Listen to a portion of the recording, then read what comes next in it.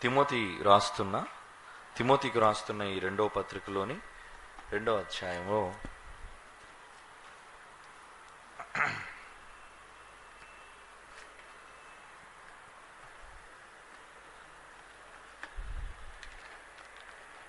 24వ వచనం నుండి, సత్య విషయమైన అనుభవ జ్ఞానం వారికి కలుగుటకై దేవుడు ఒకవేళ ఎదురాడు వారికి మారు మనస్సు దయచేయను. చెప్పుకున్నాం కదా ఇది. అందువలన సాతాను తన ఇష్టము నెరవేరుటకై 24, 26 కలిసిన వచనాలు. సత్య విషయమైన అనుభవ జ్ఞానం వారికి కలుగుటకై దేవుడు ఒకవేళ ఎదురాడు వారికి మారు మనస్సు దయచేయను. దేవుడు ఎలా ఇస్తాడు మారు మనస్సు? చెప్పాను కదా మీకు.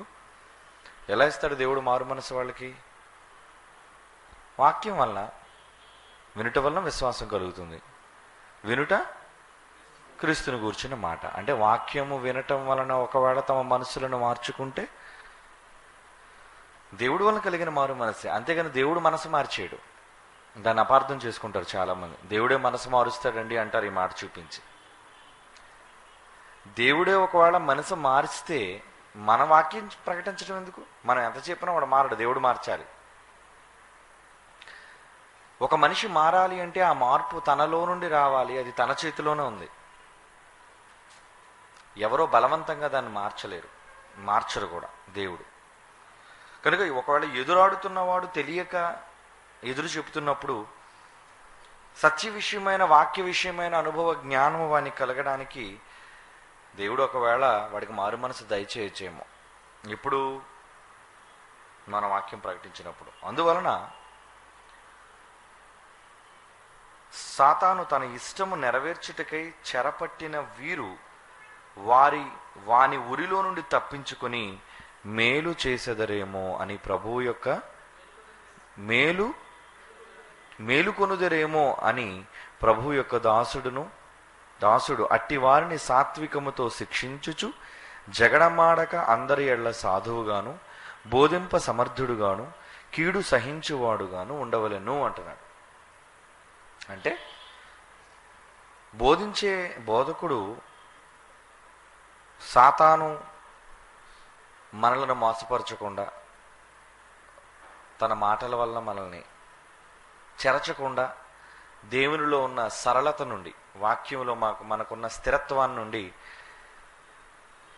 కదల్చకుండా మనల్ని కాపాడడానికి దేవుని వాక్యం మనం భద్రంగా దాన్ని చదవగలిగితే అప్పుడు సాతాను ఇష్టం మనలో నెరవేరదు.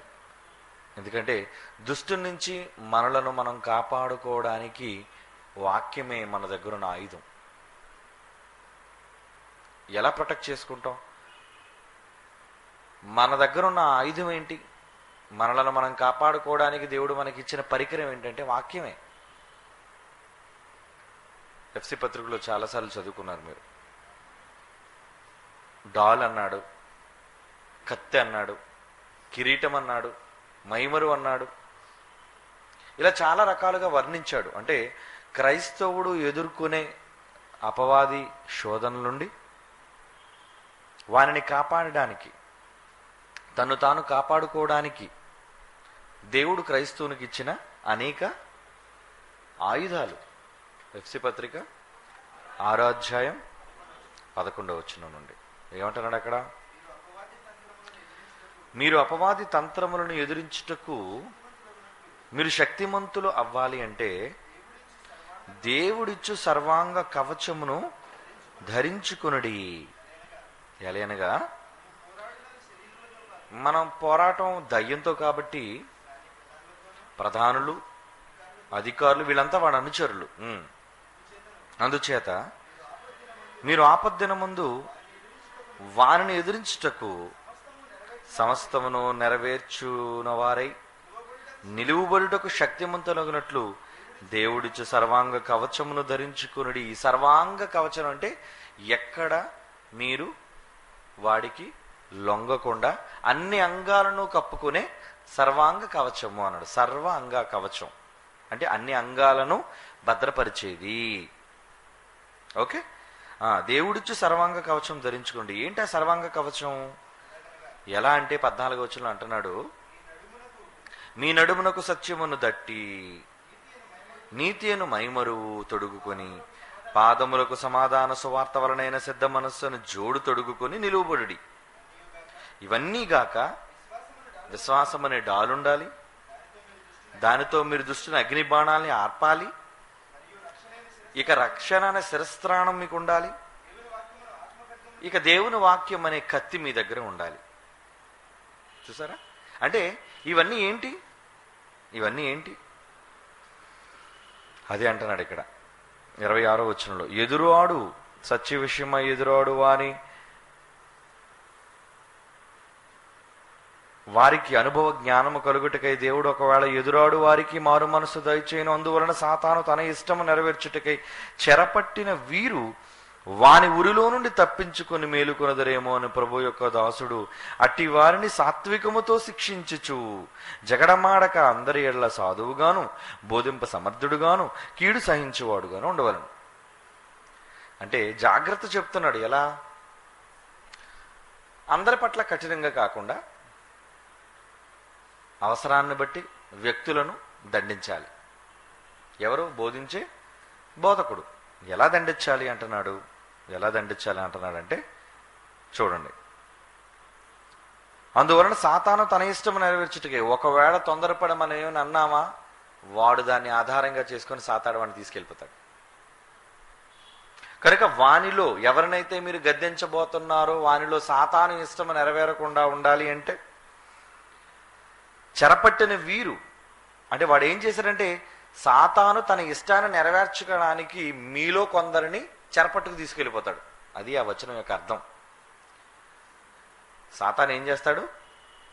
తన పనికి మిమ్మల్ని ఉపయోగించుకోవడానికి సాధనాలుగా వాడు మీలో కొందరిని తన వారిగా చేసుకుంటాడు. ఎలా? చెరపట్టుకుని పోయాడట. అంటే బానిసలు మిమ్మల్ని ఖైదు చేశాడు వాడు. వాడి యొక్క ఉరిలో ఉన్నారు మీరు, లేదా వాడి యొక్క చెరలో ఉన్నారు మీరు. వాడు చెప్పినదే మీరు చేస్తున్నారు, అది మీకు తెలియదు. అందుకు ఏం చేయాలి అప్పుడు? అదే, అందువలన సాతాను తన ఇష్టం నెరవేర్చుటకై చెరపట్టిన వీరు వాని ఉరిలో నుండి తప్పించుకొని మేలుకొనదరేమో. అంటే వాడు తీసుకెళ్ళిపోయి ఏం చేశాడు? పడుకోబెట్టేశాడు అనమాట. అంటే మెలకువ లేదు వాళ్ళకి, వాళ్ళు ఏం చేస్తున్నారో వాళ్ళకి తెలియదు. ఒక భ్రమలో వాళ్ళు ఉంచాడు, ఒక మాయలో వాళ్ళు ఉంచాడు. వాళ్ళు చేసేది నిజము అనే ఒక అపోహలో వాళ్ళందరినీ బ్రతకనిస్తున్నాడు. పోయిన వారం మీకు చెప్పాను, క్రైస్తవులంతా బైబిల్కి భిన్నంగా ప్రవర్తిస్తున్నారు. దేవుడు చెప్పినది ఒకటి, వాళ్ళు చేస్తున్నది ఒకటి. అంటే మరి వాళ్ళ కళ్ళ ముందు బైబిల్లో ఎన్ని అక్షరాలు ఉన్నాయి, వాళ్ళు దేన్ని చదవరా అంటే ఏమైంది? వాళ్ళకి మాయ, వాళ్ళకి మాయ కమ్మింది. అలా కమ్మేటట్టు చేసింది వాడే.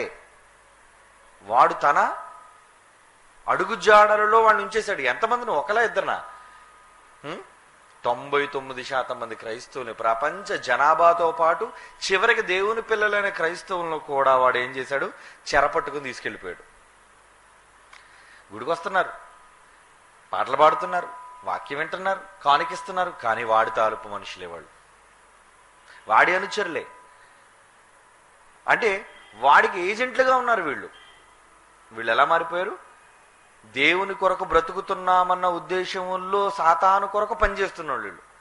ఆ పని చేసి వీళ్ళు ఏమంటారంటే దేవుడి కోసం పనిచేశాడు, దేవుడి కోసం పనిచేశాడు, దేవుడి కోసం పనిచేసామండి.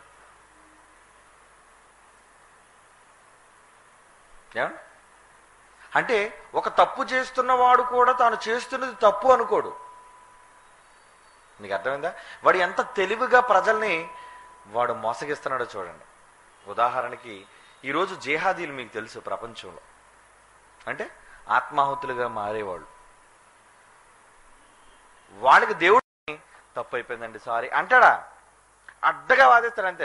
నాది రైట్, నీదే తప్పు అంటాడు. అంటే ఒక నేరాన్ని జరిగించి కూడా నాది నేరం కాదు అనే స్వభావం ఆది నుండి మనకు వచ్చింది. డిఎన్ఏ ఎవరిది? మన తండ్రి, ఆది తండ్రి అయిన ఆదాము డిఎన్ఏ అది.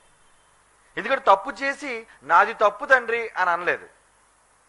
నువ్వు చేసిన ఆడదాని తప్పు, నా భార్యది కూడా కాదు, దాన్ని చేసినందుకు నిన్ను అనాలి ముందు. అది వాడి సమాధానం. అంటే మొదటిగా చేసిన నేరాన్ని ఒప్పుకోకపోవడం అనేది సహజంగా మానవులలో ఉన్న ఒక దుర్లక్షణం, మంచి లక్షణం కాదు అది. సమస్యను నువ్వు ఒప్పుకున్నావు అనుకో, నేరాన్ని ఒప్పుకున్నావు అనుకో, అప్పుడు నువ్వు మంచోడు. అక్కడితో నేరం కూడా సమస్య పోద్ది. కానీ నేరాన్ని ఒప్పుకోకపోవటం వలన, తాను చేసింది నిజము అని వాదించటం వలన ఏమవుతుంది? అల్లరి, జగడం, కొట్లాట, ఇవన్నీ జరగడానికి గల కారణం ఏంటంటే నేరాన్ని ఒప్పుకోకపోవటం. అంటే మానవులలో ఇలాంటి స్వభావం ఉండటం వల్ల వాడు చేసింది నేరంగా వాడు అంగీకరించడు. అందుకే ఈరోజు క్రైస్తవులంతా బైబిల్కి విరుద్ధంగా ఉన్నా, మేము బైబిల్కి విరుద్ధంగా ఉన్నాము అనే మనస్సాక్షి కూడా వాళ్ళకి గద్దించటం లేదు. ఇంతమంది చేస్తున్నారు కదండి, మనం చేస్తే తప్పే ఉందండి, వాళ్ళందరూ నరకానికి వెళ్ళిపోతారంటే వెళ్ళిపోతారు. దేవుడికి అందులో పక్షపాతం ఏమీ లేదు. ఎక్కువ మంది చేస్తున్నారు కదా అని చెప్పి దేవుడు లెక్కల్లో వీక్ అయ్యి వాళ్ళని సమర్థించి, వాళ్ళ నేరాన్ని సమర్థించి పరలోకం తీసుకెళ్ళడు దేవుడు. వాళ్ళు చేసిన నేరానికి శిక్ష విధిస్తాడు. అది ఒక్కడైనా శిక్ష అలాగే ఉంటుంది, అది 1,000,000 మంది అయినా శిక్ష అలాగే ఉంటుంది. 1,000,000 మంది ఏదో ఒక పక్కకు వచ్చారని చెప్పి వాళ్ళందరిది సమర్థించడు దేవుడు. అంటే సంఖ్యను చూసి సమర్థించే పరిస్థితి దేవునికి లేదు. నువ్వు 1,000,000 మందిగా వస్తావో, 10 కోట్ల మందిగా వస్తావో, 1,00,000 కోట్ల మందిగా వస్తావో, నువ్వు ఎన్ని కోట్ల మందిగా వచ్చినా తప్పు జరిగితే దాన్ని తప్పుగా గుర్తిస్తాడు దేవుడు. కనుక అప్పుడు ఏమవ్వాలి? నేరాన్ని ఒప్పేసుకోవాలి, నీ ట్రాక్ మార్చేసుకోవాలి, బైబిల్ ప్రకారంగా నీ పరిస్థితిని నువ్వు అనుకూలపరుచుకోవాలి. అప్పుడు దేవుడు నిన్ను మన్నిస్తాడు, క్షమిస్తాడు. కారణం వాళ్ళు ఒప్పుకోకపోవడానికి గల కారణం ఏంటంటే ఇది ఇప్పుడు మీరు చదువుకున్న మాట అదే. ఏంటది? సాతాను తన ఇష్టము నెరవేర్చుటకై చెరపట్టిన వీరు వాని ఉరిలో నుండి తప్పించుకొని ఒకవేళ మేల్కోవాలి. కనీసం వాళ్ళు లేపుదాం, నిద్రపోతున్నారు వాళ్ళంతా కూడా. సాతానుగాడు మాయ కమ్మేసింది వాళ్ళని. ఆ మాయ కమ్మేసినప్పుడు ఏం చేయాలి? వాళ్ళని లేపాలి, వాళ్ళని మేల్కొన చేయాలి. అంటే వాడి మత్తులో ఉన్నారు.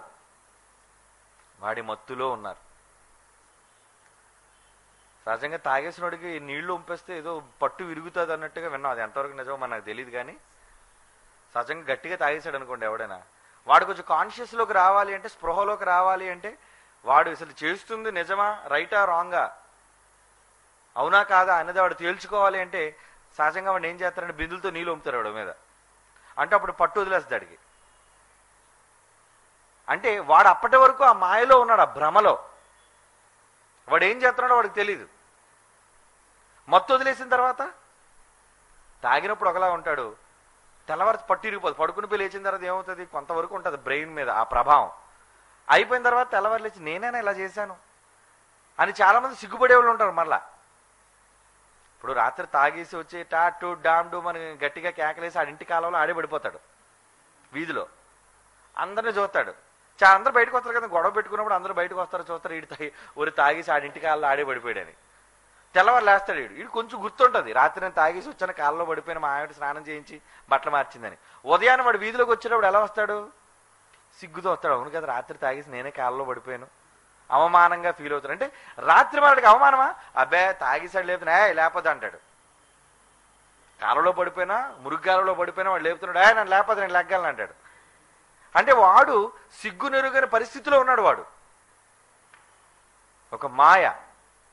ఎప్పుడైతే ఉదయం అయిపోయిందో ఆ మొత్తంతా పోత కాబట్టి వాడు ఏమనుకుంటాడంటే, నేను ఇలా ప్రవర్తించానేంటి, అవమానపడతాడు. ఇప్పుడు సాతాను తాలూకా అనుచరులుగా పనిచేస్తున్న క్రైస్తవులు అందరూ వాడి భ్రమలో ఉన్నారు. వీళ్ళకి పట్టు ఎప్పుడు ఇరిగిపోద్ది? ఏమండి? అయితే నెంబర్ 1, వాక్యం విన్నప్పుడు వాళ్ళ మనసు మారినప్పుడైనా పట్టు ఇరుగుతుంది, లేదా చచ్చిన తర్వాత అయినా వాళ్ళ నేత్రం తెరవబడుతుంది. అంతే కదా. అందరూ ఏంటంటే అందరూ మారిపోతారా? ఎప్పుడు తెలుస్తుంది వాడికి చేసిన తప్పని? ఎప్పుడైతే వాడు చస్తాడో, ఎప్పుడైతే వాడు కన్ను మోస్తాడో, అప్పుడు వాడు మనోనేత్రాలు తెరుచుకుంటా, అమ్మ ఎంత తప్పులో ఉన్నాను నేను, ఎప్పటివరకు నేను ఎంత తప్పు చేశాను నేను అన్న తప్పు అయిపోయింది. కానీ అప్పుడు మార్పు నీకు వచ్చినా మారడానికి అవకాశం లేదు. కనుక నీకు అవకాశం అంతా బ్రతుకున్నప్పుడే దేవుడు నీకు ఇచ్చాడు. ఆ టైంలో మారకుండా తర్వాత మారిపోతే ఇప్పుడు జైల్లోకి వెళ్ళిపోయిన తర్వాత అందరు భక్తులే, మహాభక్తులు. ఏమండి, అందరికీ పవిత్రులుగా తెల్లటి బట్టలు, నెహ్రూ గారు తెల్లటి టోపీలు, పైన కూనికోరాడు. ఏమండి, పైన పెద్ద నేరస్తుడు. కానీ లోనకి వెళ్ళేసరికి వాడు వాతావరణం మారిపోయింది. ఆ వాతావరణం చూసేసరికి ఏమనుకుంటాడు ఎవడైనా సరే, ఎందుకు ఆవేశం, ఇది తప్పు చేశాను, నేను తప్పు చేసి వచ్చాను లోనకి, ఇంక చేయకూడదు అనుకుంటాడు కొంతమంది. సరే, మారు మనసు పొందిన తర్వాత కొంతకాలం తర్వాత బయటకు వస్తాడు. వచ్చిన తర్వాత మరలా వాడు మారుతాడా? అబ్బే, బుద్ధి కలిగిన వాళ్ళు ఎక్కడో ఒకటో ఇద్దరు ముగ్గురు నలుగురు మారుతారు. కానీ ఎక్కువ మంది మరలా నేరం చేయడానికి ఆ భయం నీ మీద ఉన్నంతసేపు భయపడతావు. బయటకు వచ్చేసి ఫ్రీడమ్ కదా, మరలా బయటకు వచ్చిన తర్వాత లోకం, ఈ మనుషులు వీళ్ళందరినీ చూసి మరలా తప్పు చేయడానికి త్వరపడతారు. ఇలా జైల్లో కూడా కొంతమంది ఖైదీలు అలవాటు అయిపోతారు. నమస్కారం అండి జైలర్ గారు అంటాడు. అంటే ముందు పరిచయం ఉంది వీడికి. అవును మరి, ఎందుకంటే రోజు వచ్చి వెళ్తుంటాడు వీడు. నెలకు ఒక్కసారైనా అయ్యగారు విజిట్ కనబడుతుంటుంది లోన. అప్పుడు వీడు పలకరిస్తాడు లోన అందరినీ. ఏమయ్యా వెళ్ళిపోతాను కానీ వచ్చేస్తానండి మరలా. అంటే వాడు దేనికి వచ్చేస్తాను అంత ధైర్యంగా అంటున్నాడంటే వాడు బ్రతుకు మారిందా? జైల్లో పెట్టినా బ్రతుకు మారలేదు. వాడు అలవాటు పడిపోయాడు, నేరానికి అలవాటు పడ్డాడు వాడు.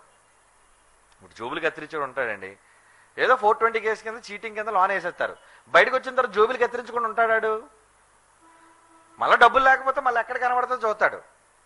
ఎక్కడ పర్సలు కనబడతాయి, ఎక్కడ నెక్లెస్లు కనబడతాయి. కనుక మళ్ళా వాడు దొంగతనం వాడు చేస్తాడు. అంటే వాడు ఎందులో ఉన్నాడు?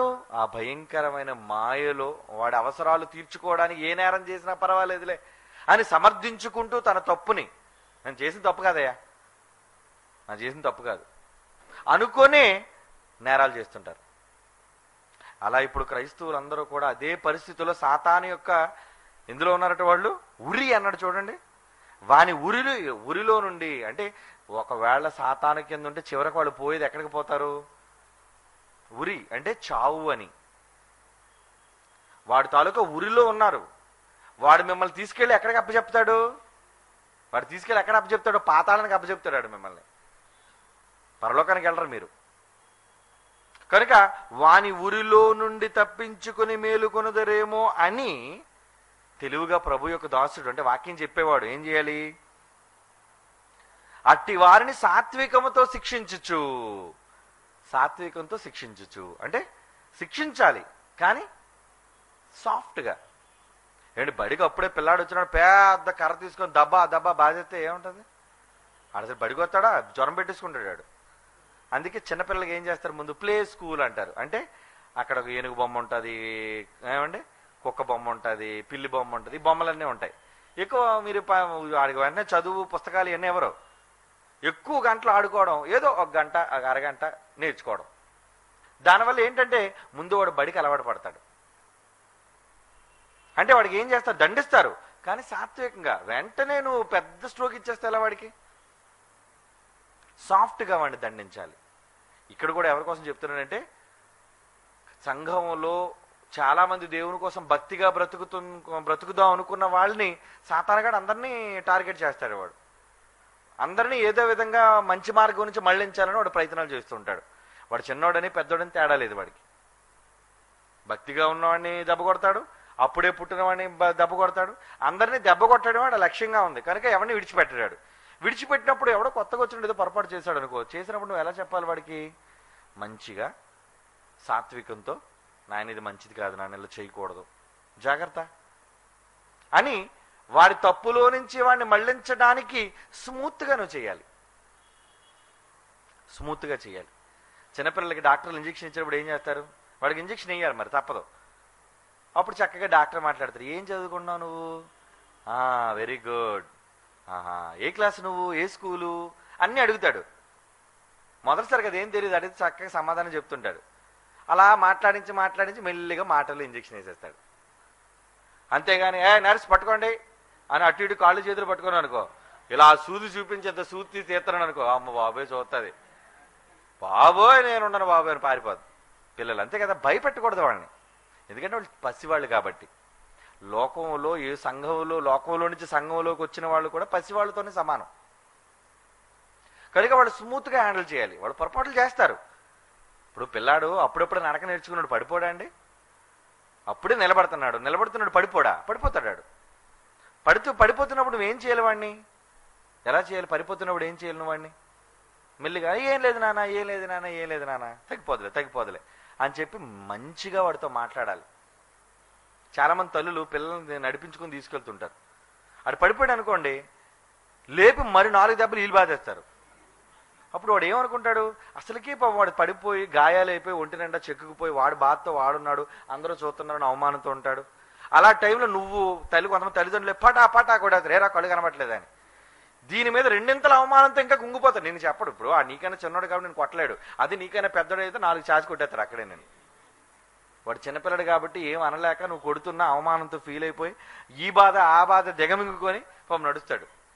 అప్పుడు ఏం చేయాలి? పడిపోయినప్పుడు వాడిని జాగ్రత్తగా వాడిని సేద తీర్చి, ఏం లేదు నాన్న చూసుకొని నడాలి జాగ్రత్తగా అని చెప్పి, అవసరమైతే వాడిని లేపి నువ్వు ఎత్తుకునైనా నడాలి, లేదంటే జాగ్రత్తగా చేయి పట్టుకొని నడిపించాలి. పడిపోయాడు కదా అని చెప్పి నువ్వు మరింతగా శిక్షించేస్తే ఎలా, దండిచ్చేస్తే ఎలా? ఇది కొత్త వాళ్ళకి చేసే ప్రయత్నం సుమా, ముదురులకు కాదు. కొంతమంది ముదురులు ఉంటారు, ఆ ముదురులకి మీరు సాఫ్ట్గా చెప్పారనుకోండి, ఏమండి ఇప్పుడు గొడ్లు ఉన్నాయి, గొడ్లకి ఇంజక్షన్ ఎలాగేస్తాడు డాక్టరు? ఉండమ్మా గేదె నేను ఇంజక్షన్ వేస్తాను అంటాడు. అబ్బే వెందది. అందుకే ఏం చేస్తాడు? 2 పెద్ద కమ్మిలు, ఇనప కమ్మిలు అటు ఉంటాయి, తీసుకెళ్ళంటారు మధ్య గేదెని అంటాడు. తీసుకెళ్ళిన తర్వాత దాని మెడ దాని కాళ్ళు కట్టేస్తారు. దానికి కట్టిన తర్వాత అప్పుడు హ్యాపీగా వెనకాతల నుంచి వెళ్ళి ముందు నుంచో ఇంజక్షన్ వేస్తారు. లేదంటే డాక్టర్ని ఒక తన్ను, నర్సుని ఒక తన్ను, కంపౌండర్ని ఒక తన్ను. జంతువులకి అలాగే మరి చెయ్యాలి, ఎందుకంటే దానికి చెప్తే వినే రకం కాదు అది. కనుక మృగాల్ని ఏ విధంగా ట్రీట్ చేయాలి? మృగాలకి మరొక రకమైన ట్రీట్మెంట్, అలాగే చిన్నవాళ్ళకి చిన్న రకమైన ట్రీట్మెంట్. ఇవన్నీ కూడా బోధకుడికి తెలుసుకోవలసిన మెలకువలు. ఎవరిని ఎలాగా ఏ నేరం చేసిన వాడికి ఆ విధంగానే నువ్వు శిక్ష అమలు చేయాలి. వాడు కొత్తవాడు కాబట్టి మెల్లిగా మందలించి చెప్పే, మొదటిసారి కదా ఏదో తప్పు చేశాడు, వాడిని క్షమించి ఏదో మందలించి ఇంకెప్పుడు చెయ్యొద్దు నాయన అని చెప్పి వాడు మంచిగా చెప్పాలి.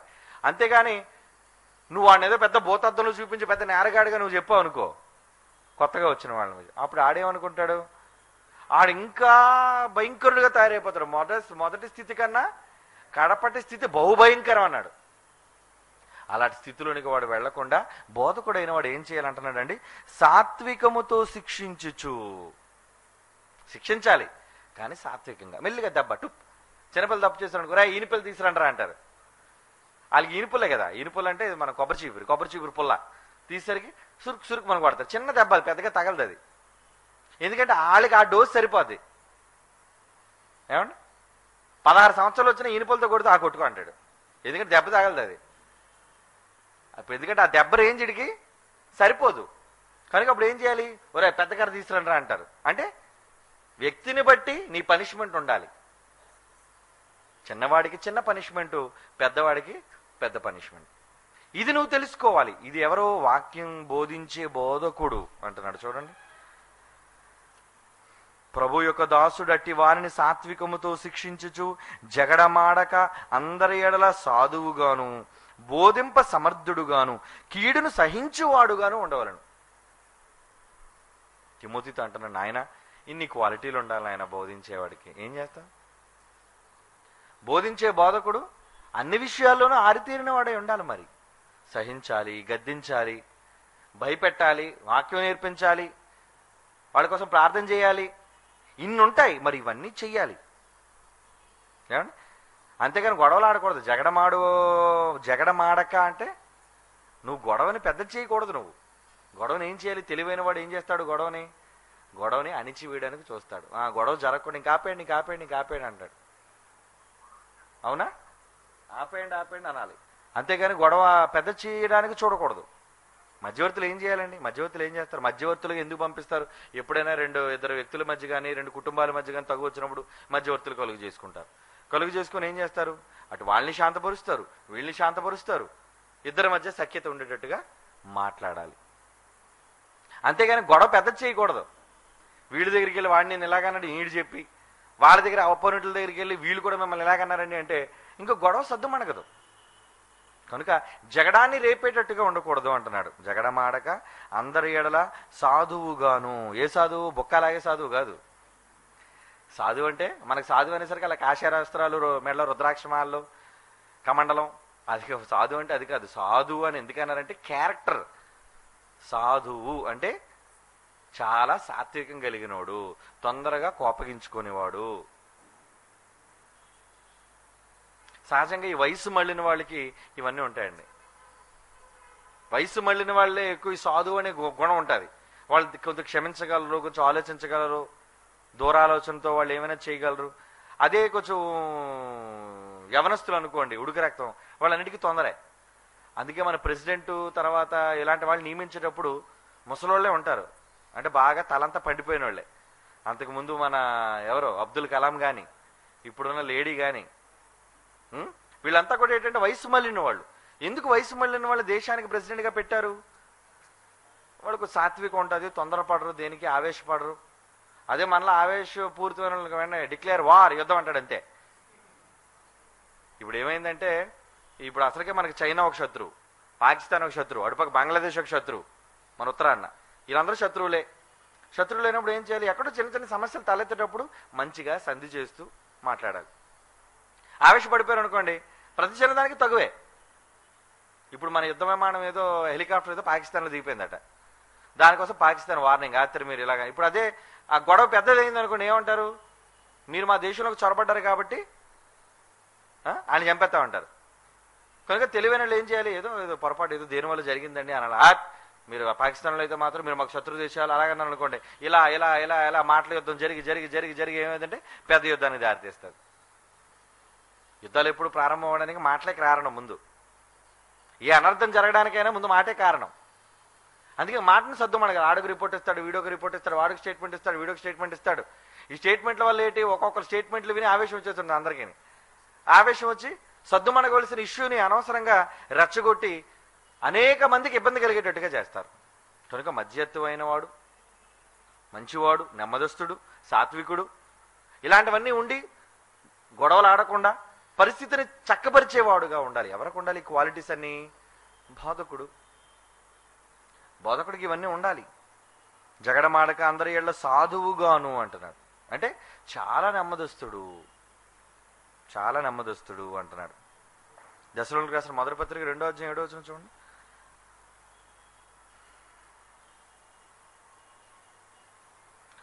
దశలోనికులు రాసిన మొదటి పత్రిక 2వ అధ్యాయం 7వ వచనం.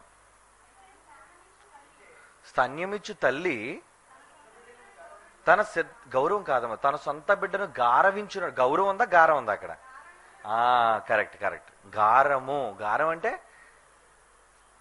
ఏట్రా పసిబిడ్డలా గారాలు చేస్తాను అంటారు. గారాలు చేయడం అంటే ఏంటి? తల్లిద ముద్దు అనమాట. అమ్మ బాబు చూసేసరికి ముద్దు మాట్లాడుతుంటారు, చేతులు ఇచ్చేస్తుంటారు. వాళ్ళ అమ్మ నాన్న చూసేసరికి అల్లరి చేస్తుంటారు. అంటే తల్లిదండ్రులు బిడ్డలు కనబడేసరికి బిడ్డలు ఏం చేస్తారు? తల్లిదండ్రులు బిడ్డలను గారం చేస్తారు. ఏంటి? బిడ్డలు తల్లిదండ్రులు చూసినారంటే గారాలు పడుతుంటారు. ఇంకా ఒక స్తన్యమిచ్చు తల్లి, స్తన్య పాలిచ్చే తల్లి అని, స్తన్యమిచ్చు తల్లి తన సొంత బిడ్డను గారవించినట్లుగా మేము మీ మధ్య. అబ్బా, అవునా? అంతేగాని వీళ్ళు బొక్క కొట్టే సాధువుల్లో కాదు, పౌలలో అలా ఉన్నారట. ప్రజల దగ్గర ఎలా ఉన్నారట అండి? ఏమండి? పాలిచ్చే తల్లి. పాలిచ్చినప్పుడు ఏం చేస్తుంటుందండి? కొంతమంది తిన్నగా ఉండరు, మామూలుగా పళ్ళు రానంత వరకు బాగానే తాగుతారు. పళ్ళు వచ్చిన తర్వాత కూడా కొంతమంది పాలు తాగుతుంటారు. ఇంకా వాళ్ళు ఏం చేస్తుంటారు? ఉండి కరుస్తుంటారు. అప్పుడు పడే మనస్తే తల్లి ఒకరిది. అంటే కొంచెం చిరాకి తల్లి అయితే. కొంతమంది మంచి తల్లి ఉండదు, అమ్మా అంటది కానీ బిడ్డనేమందు. ఎక్కువ అండి తల్లుల్లో, ఆడవాళ్ళు సహజంగా ఆ ఓర్పు గుణం అనేది ఉంటుందండి. మగవాడికి కొంచెం ఓర్పు తక్కువ, కానీ నిజంగా ఆడదానికి మాత్రం ఓర్పు ఎక్కువే. ఎందుకంటే మగాడు తెల్లవారి మధ్యరాత్రి పిల్లలు అని ఏడిసింది అనుకో, పిల్లలు ఏడుస్తుంది చూడే అంటాడు, అంతే, ఏం చేయడు. పాపం ఈవిడే నిద్ర మానుకొని లేచి బిడ్డనెత్తుకొని అది పాసిపోసినా పక్కపాటు చేసినా ఏం చేసినా దానికి బట్టలు మార్చి కట్టి దాన్ని శుభ్రం చేసి మళ్ళీ అలా ఆయనకి మెలకు వచ్చేద్దేమని భయపడుతూ ఒకళ్ళ బిడ్డ మళ్ళీ ఏడితే పిల్లకి పాలి అంటాడు. అప్పుడు ఏం చేస్తుంది? ఓర్పు, ఓపిక. అంటే ఒక స్తన్యమిచ్చే తల్లి, పాలిచ్చే తల్లికి ఎంత ఓర్పు సహనం ఉంటుంది బిడ్డ మీద. చాలా ఓర్పు కదండి. అలాంటప్పుడు కొంతమంది పిల్లలు ఏం చేస్తుంటారంటే కొంతమంది పట్టి దంతాలతో లాగేస్తుంటారు బయటికి. అమ్మ బాబాయ్, ఆ నొప్పి సహింపనలవిది, చెప్పలేం దాన్ని. అప్పుడు తల్లి అలాంటి బాధను కూడా ఓర్చుకుంటుంది పాపం. పోలే నా బిడ్డే కదా.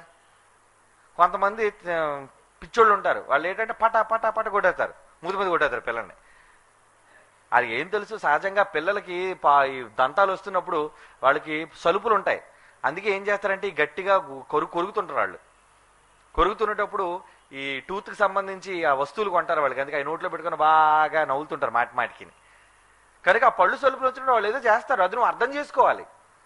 అంతేగాని బిడ్డ మీద కొట్టేస్తావు, నువ్వు బిడ్డను కొట్టేస్తావా? కొట్టేస్తే ఏమంటారు, ఏం తెల్లవమ్మా నువ్వు బిడ్డనకి అన్నావా?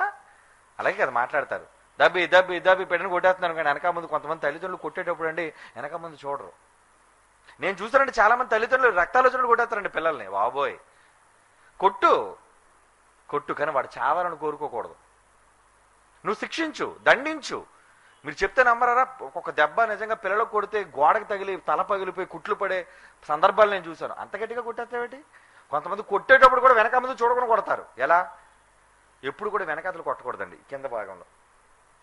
పిల్లలకి ఎప్పుడు మన స్టూడెంట్స్ కూడా చెప్తున్నాను, ఎవరైతే చిన్నపిల్లలకి ఉన్నారో చిన్నపిల్లలకి నేర్పిస్తున్నారు, మీరు కొట్టండి. కొట్టేటప్పుడు ఎక్కడ? వీపు మీద కొట్టండి, సమస్య లేదు ఇక్కడ. అలాగే తొడ మీద కొట్టండి, ప్రాబ్లం లేదు. కానీ ఛాతీ మీద కొట్టకూడదు ఎప్పుడును. ఎందుకంటే పసి ప్రాణాలు కదా అవి. చిన్న గుండెకాయ, లేత ఒళ్ళు వాడిది. దాబ్బని వీపు మీద ఒకేసారి సరిగ్గా సెంటర్లో కొట్టానుకో, ఆ అదురికి గుండె అయిపోతుంది చాలా మందికి, తెలుసా మీకు? అలాగే ఇవన్నీ చాలా లేతగా ఉంటాయి వాళ్ళకి. లేతగా ఉన్నప్పుడు నువ్వు కొత్త మీద పడేయమని కొట్టేసావు అనుకో, కొట్టకూడదు. అలాగే గోబల మీద కొట్టకూడదు. బెత్తం పట్టుకో, కాళ్ళ మీద కొట్టు, లేదు చెయ్యిలు చూపించు, సుర్రు మన ఇక్కడ కొట్టండి, తప్పు లేదు. కానీ కొంతమంది మండల మీద కొడతారు, అది తప్పు. చాలా మంది టీచర్లు కూడా స్కేల్ తిరగేసి మరలా, ఎందుకంటే ఈ జాయింట్లు ఇవి చాలా సున్నితంగా ఉంటాయి. ఇక్కడ నువ్వు కొట్టేస్తే నరాలతో పాటు ఉంటాయి. ఆ తర్వాత చాలా మందికి ఈ 2 వేళ్ళు నేను చూసాను ఒక కుర్రోడికి, ఈ 2 వేళ్ళు పని చేయట్లేదు. ఎందుకంటే టీచర్ స్కేల్ తిరగేసి కొట్టిందట వాడికి. ఇవ్వగలదు అది? మళ్ళీ ఈ వేళ్ళు రావు. అంటే ఒక తల్లిగా నువ్వు భావిస్తే, ఒక తల్లి తన బిడ్డను ఎంత చక్కగా మృదువుగా, ఏమండి, తన్నినా ఏం చేసినా అల్లరి చేసినా, కొంతమంది పిల్లలు గీరేస్తుంటారు తల్లిదండ్రుల్ని, అల్లరి చేస్తుంటారు. కానీ ఎంతో ఓర్పో వాళ్ళకి. కారణం వాళ్ళు తమ సొంత బిడ్డలు కాబట్టి వాళ్ళని ఏ విధంగా ట్రీట్ చేయాలో వాళ్ళకి తెలుసు. స్మూత్గా హ్యాండిల్ చేస్తారు వాళ్ళని. దండించాలి, భయం చెప్పాలి. కానీ ఎలా భయం చెప్పాలి, ఆ పద్ధతి కూడా తెలియాలి. అంతేగాని దొరికింది కదా నువ్వు ఆవేశం అయిపోయి పడేయమని కొట్టేస్తే, ఇక్కడ గోప మీద కొట్టేస్తారు చాలా మంది, ఆ లోన కన్నం పడిపోద్ది. తెలుసా మీకు? చాలా సున్నితమైన పోరది. అలాగే గోడకు తగిలేసింది అనుకోండి, ఆవేశంతో ఏ గోడకో ఏదో సూదుగా మొడను దగ్గర తగిలేశారనుకోండి వాళ్ళు, ఆ తర్వాత నువ్వే నెత్తి నోరు కొట్టుకు నేనే చంపుకున్నా నా బిడ్డ బాబోయ్ అని గుండ్లు బాదుకుంటావు. ఎందుకు? అది నువ్వు కొట్టడం ఎందుకు ఆవేశంతో, అది గుండ్లు బాదుకొని ఏడడం ఎందుకు, తల కొట్టుకోవడం ఎందుకు గోడకి? కనుక పౌలేమన్నాడు, ఎంత మంచి మాట అండి. చదువమ్మా, చదువునన్నా. ఏంటి? స్తన్యమిచ్చు తల్లి, ఒక పాలిచ్చే తల్లి తన సొంత బిడ్డలను గారవించినట్లుగా మేము మీ మధ్య సాధువులమై ఉంటిమి. పౌలు అలా ఉన్నాడటండి. అంటే ఒక తల్లి ఎలాగైతే బిడ్డలను ప్రేమిస్తాదో అలా మిమ్మల్ని ప్రేమించామర్రా అంటున్నాడు దశలోనికే వాళ్ళతో. అలా ప్రేమించాలా? అవును. సంఘాన్ని కాపాడేవాడు, సంఘానికి నాయకత్వం వహించేవాడు, ప్రజలకు వాక్యోపదేశం చేసేవాడు, ఒక తండ్రిలా ఒక తల్లిలా వాళ్ళందరినీ పెంచాలి. వాళ్ళకి అన్నం తినిపించినప్పుడు అన్నం తినిపించాలి. అవునా? వాళ్ళకి అట్టుపండు పెట్టినప్పుడు అట్టుపండు పెట్టాలి. వాళ్ళకి నీళ్ళు తాగించినప్పుడు నీళ్ళు తాగించాలి. పిల్లలంటే ఒక ఎంత తినరండి, కలిపేది ఎంత అన్నమే, కానీ గంట సేపు తింటారు ఒక్కొక్కరు. ఏదో వంక చెప్పాలి, ఏదో కథ చెప్పాలి, ఏదో ఊసి చెప్పాలి. అది చూడండి దాడు అలాగా ఆసుకుని నోరుపుతాడు, ఏదో అన్నం కుక్కేస్తుంది. అలాగే కొంతమంది తినరు, అన్నాలు తినరు పిల్లలు. అప్పుడు ఆ తల్లి అంత ఓర్పుగా తిరుగుతుంది వెనకాతల. ఆడికి ఒక గంట అన్నం తినిపించడానికి ఎన్ని కష్టాలు పడుతుందో నిజంగా తెలుసు వాళ్ళకి. ఎందుకు? వాడు తమ సొంత బిడ్డలు కాబట్టి. వాడు వద్దంటే సరేలేరా అయితే అన్నం తినవు కదా అని టప్పని ఇదే తినేసింది అనుకో, దాని తల్లి అంటారు మీరు. ఏమండి? వాడు మారం చేసినా గారం చేసినా ఏం చేసినా వాడిని ఏదో విధంగా వాడు అన్నంలో వాడు కడుపులో పట్టాడు అన్నమైనా పట్టాలి. మీరు నమ్మరారా, కొంతమంది పిల్లలు పడుకుని పోతారు, పడుకుని పోయినా వాళ్ళు లేపి అమ్మ అన్నం తినకుండా పడుకుని పోయాడు అని చెప్పి లేపి మరి పెడతారు పిల్లలకి. ఎందుకు? ఖాళీ కడుపుతో పడుకుని పోతే ఎలా వాడికి బలం ఎలా వస్తుంది? కనుక వాడిని లేపి వాడికి అన్నం పెట్టి వాడు ఆరోగ్యవంతంగా తయారు చేయాలి వాడిని. ఎందుకు అలా చేస్తున్నారు? అంత శ్రద్ధ ఎందుకు? నీ పిల్లలు కదా వాళ్ళు. మరి దేవుని వాక్యాన్ని నేర్పించేటప్పుడు నువ్వెలా ఉండాలి వాళ్ళ దగ్గర? అలాగే ప్రవర్తించాలి. ఏమండి?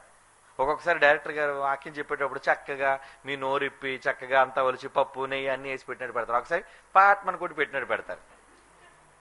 రెండు రకాలుగా ఉంటాయి. ఎందుకు? మంచివాళ్ళు అనుకోండి, ఇప్పుడు కొంతమంది పిల్లలు వెంటనే నోరిపమ్మ అని ఏదో కథ చెప్తే వాళ్ళు తినేస్తారు, చిన్నపిల్లలు కాదు.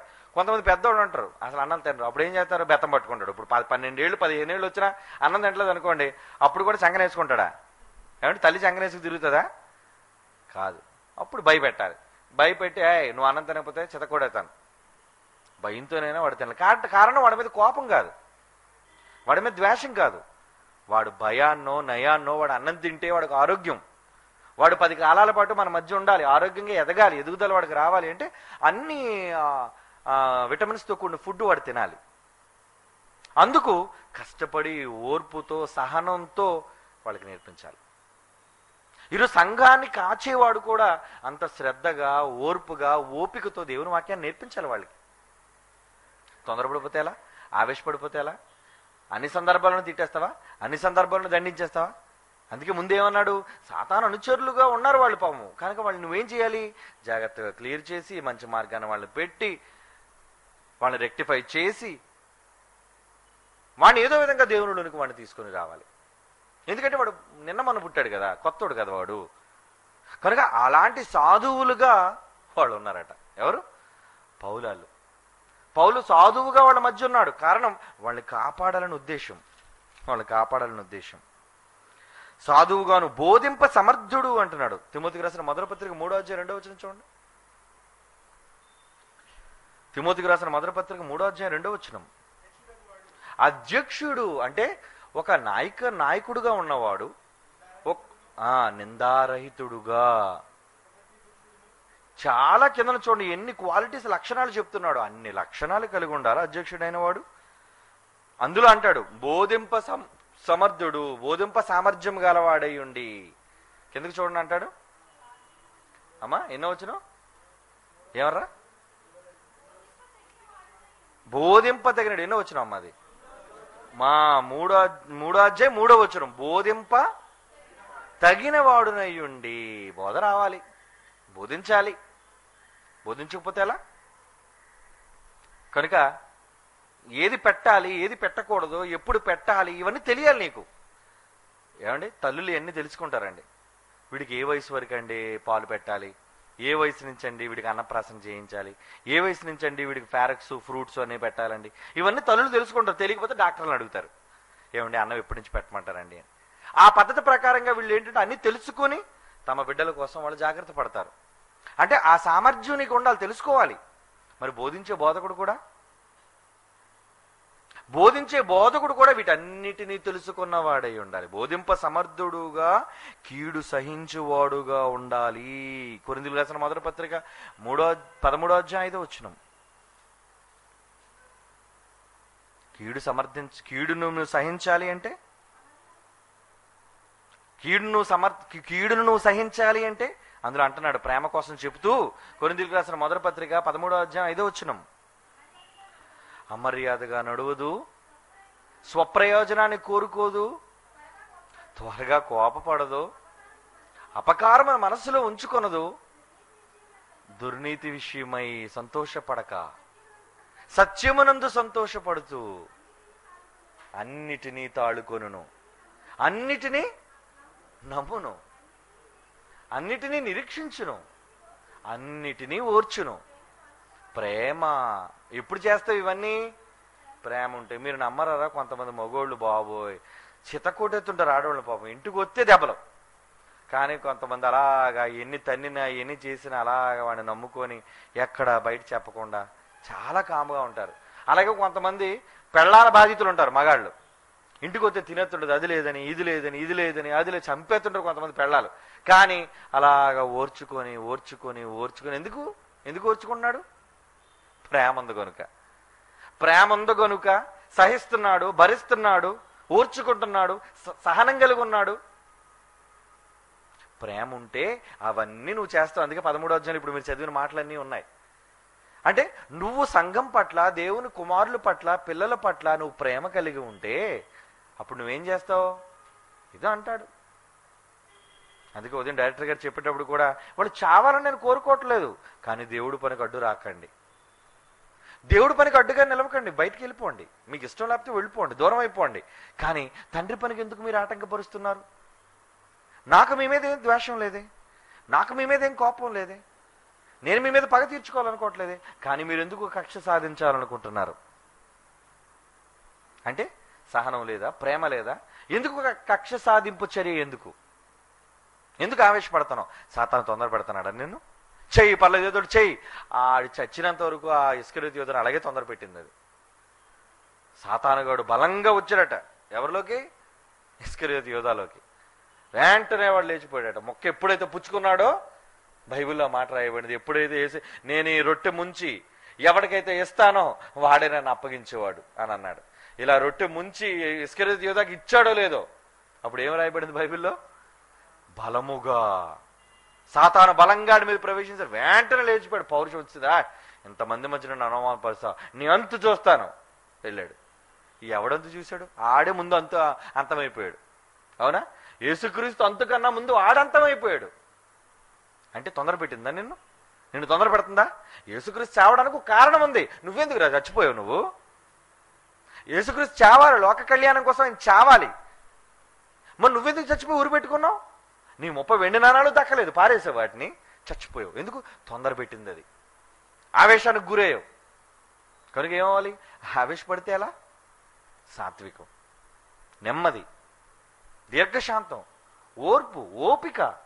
నిజంగా అండి, కొంతమంది కాపురాలు ఎందుకు చక్కగా ఉంటాయో తెలుసా? ఓర్పుగా ఉంటారు కాబట్టి. తిరుగుబాటు చేశారనుకో, ఇద్దరు భార్య భర్తలు అలాగా కాట్లాడుకొని విడిపోతారు ఎప్పుడొకప్పుడు. ఎందుకు? ఇద్దరిలో ఎవరికి ఓర్పు లేదు, ఎవరికి సహనం లేదు. అంటే అది చాలా అవసరం. నువ్వు ఒకవేళ నిజంగా వాళ్ళని ప్రేమించగలిగితే వాళ్ళు ఏం చేసినా సరే వాళ్ళని మందలించడానికి ట్రై చేయి, సాత్వికంగా వాళ్ళని ఒప్పించడానికి ట్రై చేయి, ఏదో విధంగా వాళ్ళని మంచి మార్గంలో, సన్మార్గంలో పెట్టడానికి ట్రై చేయి. అల్లరి చేసుకోకూడదు, గొడవ చేసుకోకూడదు. సాతాను ప్రేరేపిస్తాడు. సాతాను ఏదో విధంగా తొందర పెడతాడు, చెయ్యి చెయ్యి చెయ్యి అంటాడు. ఆ తర్వాత ఆడి కనబడ్డు, ఆడున్నాడనే ధైర్యంతో నువ్వు వెళ్ళిపోతావు. కానీ ఆడు నిన్ను ముందుకు దొత్తాడు, ఆడు పరారైపోతాడు. బలైపోయేది నువ్వు, తొందర పెట్టేది వాడు. కనుక ఇలా ఎన్నో జీవితాలు అటు భయంకరమైన పాతాళ గుండానికి జారిపోయి వాడు తొందరపాటు వల్లనే వాడు తొందర పెడతాడు మనుషులందరినీ. తప్పు చేయించడానికి, బైబిల్ విరుద్ధంగా తప్పు చేయించడానికి వాడు త్వరపెడతాడు మనుషుల్ని, కంగారు పెడుతున్నాడు. వద్దు, వాడి కంగారుకి మనం ఏం చేయాలి? సాత్వికంతో నెమ్మదిగా. ఎవరైనా రెచ్చిపోతున్నాడు, అమ్మో దెయ్యం పట్టింది అయితే ఇది ఆడదానికి కానీ మగోడికి కానీ. కనుక ఏమవ్వాలి? మనం తగ్గిపోవాలి. అమ్మ ఇటు దెయ్యం పట్టింది, ఇప్పుడు మనం ఏం మాట్లాడినా వాడు వెండవు. కనుక చెప్పే విధానంలో చెప్పాలి. లాస్ట్ టైం చెప్పాను కదా, తాగేసి వచ్చినట్టు మీరెందుకు తగ్గు పట్టుకుంటారు? వాడికి పట్టెక్కాడాడు, ఆడితే మీరు గొడవాడితే అలా? వాడు ఏం మాట్లాడుతున్నా వాడికి తెలియదు, సెన్స్లో లేడు వాడు. కనుక వాడు ఏదో అంటాడు, నువ్వు కామ్గా తలదించుకొని వచ్చాయి, గొడవద్దు వాడితో, అల్లరొద్దు వాడితో. అది తెలివైన వాడు చేసే పని. కనుక ఒక వాక్యాన్ని బోధించే బోధకుడు తన బిడ్డల విషయమై, తన దగ్గర దేవుని జ్ఞానాన్ని నేర్చుకున్న వారి విషయమై, ఒక సొంత బిడ్డ పాలిచ్చే తల్లి ఎంత శ్రద్ధ తీసుకుంటుందో, తిమోతి నువ్వు కూడా నీ వారి పట్ల అంత క్షేమాన్ని నువ్వు ఆలోచించాలి. ఓర్చుకో, సహించుకో, భరించు అంటున్నాడు అని చెప్పి ఆ పత్రికలోని ఆ ముగింపు భాగాన్ని పలుకుతున్నాడు. అంటే దీన్ని బట్టి ఎంత జాగ్రత్త తీసుకోవాలో తన బిడ్డడైన తిమోతికి నేర్పిస్తున్నాడు జాగ్రత్తలు పౌలు. సంఘం విషయంలో ఎంత శ్రద్ధ తీసుకోను ఆయన, అది క్రీస్తు శరీరం కదా, వాళ్ళందరితో ఏదో విధంగా పని చేయించాలి కదా. నువ్వు ఆవేశపడద్దు, తొందర పెట్టద్దు ఎవరిని. ఎవరైనా చిన్న చిన్న పెద్ద పొరపాట్లు చేస్తే మంచిగా సాత్వికతో దండించు వాళ్ళని అని చెప్పాడు పౌలు. ఇవన్నీ నేర్చుకున్నాడు తిమోతి. ఆయనకే కాదు, మనకు కూడా చెప్తున్నాడు. ఈరోజు మనం కూడా నేర్చుకొని ఆయనకు అనుకూలంగా దేవుని ఇష్టాన్ని నెరవేర్చడానికి ముందుకు వెళ్ళాలి. మన తోటి సహోదరులు శత్రువులుగా చూడకుండా మంచిగా చూడాలి. వాడు నేరం చేయొచ్చు, వాడు ముందు మందలించడానికి ట్రై చేయి. వాడు ఒప్పుకోలేదా, వాడితో సమాధాన పడు. వాడు ఒప్పుకోలేదా, 2-3 సాక్షులు తీసుకెళ్ళు, చెప్పు, వింటాడు. వినలేదా, సంఘం దగ్గర తీసుకురా. సంఘం నాకంటే లెక్క, అప్పుడు బయటకు పెట్టాయి, పక్కన పెట్టేయండి. అంతేగాని ఇది మొదలు చేసిన తప్పుకే నువ్వు వెంటనే వాడితో కక్ష సాధింపు చేస్తావు వాడి మీద. దానికి ఒక పద్ధతి ఉంది, బైబిల్లో ఒక పద్ధతి చెప్పాడు. ఆ పద్ధతి ప్రకారంగా ఫాలో అయితే ఏ సహోదరుడు నువ్వు పోగొట్టుకో, దక్కించుకుంటావు. అది నువ్వు చేయగలగాలి అంటే నీకు వాక్యం తెలియాలి, అందుకే పౌలు అంటున్నాడు, ఇలా చేయనా తిమోతి అంటున్నాడు. ఓకే, అక్కడికి ఆపేయండి, వచ్చే వారం మరో అధ్యాయం మాట్లాడుకుందాం.